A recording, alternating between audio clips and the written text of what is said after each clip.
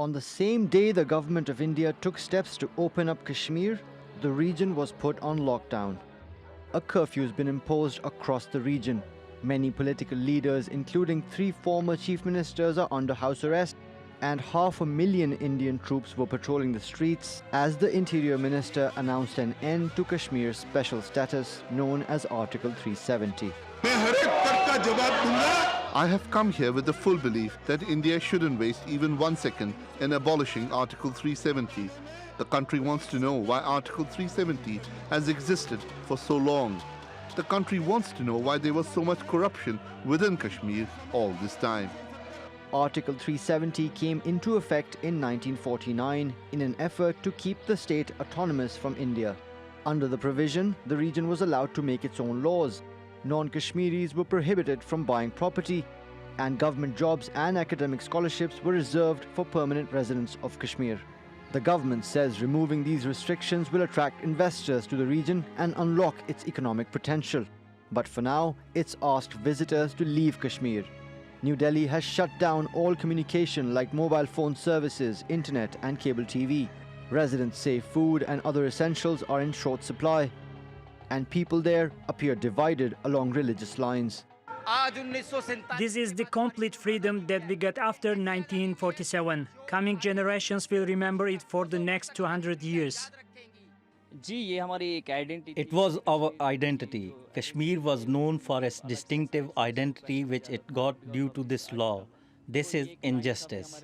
It was the only thing that was saving us from the other states. Neighbouring Pakistan, which also lays claim to the region, says New Delhi's legal changes are in breach of international law and several UN Security Council resolutions. Opposition parties in India are also accusing the government of exploiting the conflict in Kashmir for political gains. The Bharatiya Janata Party has murdered the constitution and democracy today. With so much resentment over the new law, more unrest seems likely.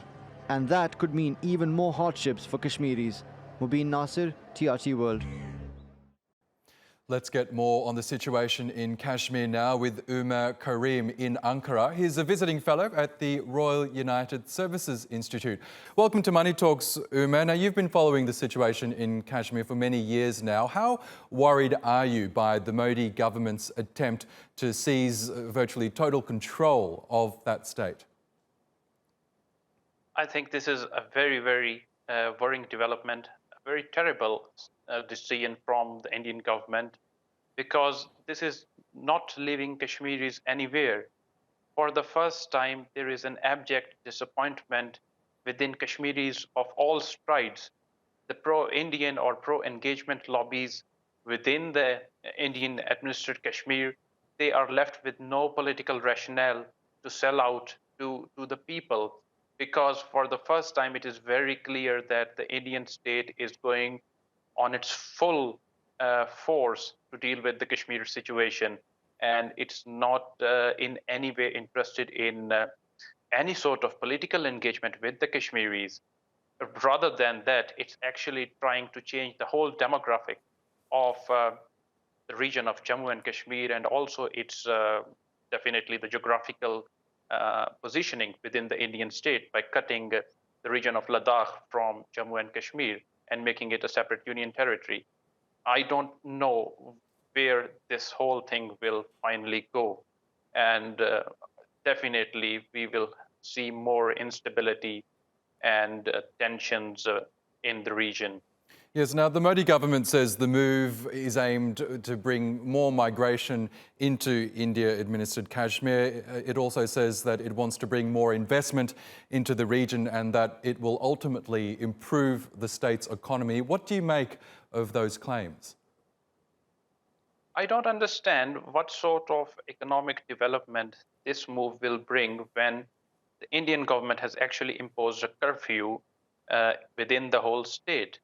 If there is a curfew, virtually there won't be any economic activity. And if this sort of steps by the Indian government, they increase further insecurity and they result into further violence, how would any of the investors from outside they would be interested in putting up their money within Kashmir.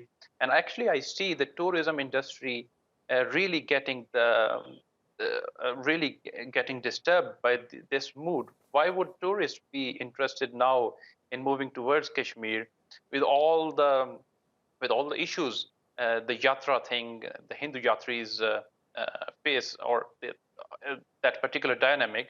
Even they were told to leave Kashmir as soon as possible. So the tourism industry is hitting. Of course, a vital part of Kashmir's economy is the fruit trade. If the fruit are not plucked at the right time from the orchards, how will they reach to the markets within India? And if that dimension of the Kashmir's local economy is also disturbed, the very organic roots of, or the very localized roots of Kashmir economy, they will be getting a lot of damage. In that situation, I don't understand what sort of external economic activity the Indian state can bring in, and how it will get the confidence of Kashmiris back when specifically there is no political engagement right now. Now, there's talk that perhaps this move by the Modi government could be blocked by the Indian courts if opposition lawmakers or other groups look to bring it to the courts. Is that a possibility? I don't think so. It's a very, very slim possibility. I certainly think that the Indian opposition parties and other groups, they will contest this move. Maybe they may go into the Indian Supreme Court or Indian to challenge this on constitutional grounds. But I think the overwhelming majority which the Indian government right now has, and also the political discourse, or in a way the political power which Prime Minister Modi enjoys at the current time, it looks very, very, the chances are very slim, because the whole rationale is framed in a discourse of nationalism and patriotism. Okay, Umer Karim, we'll have to leave it there, but thank you again for your time.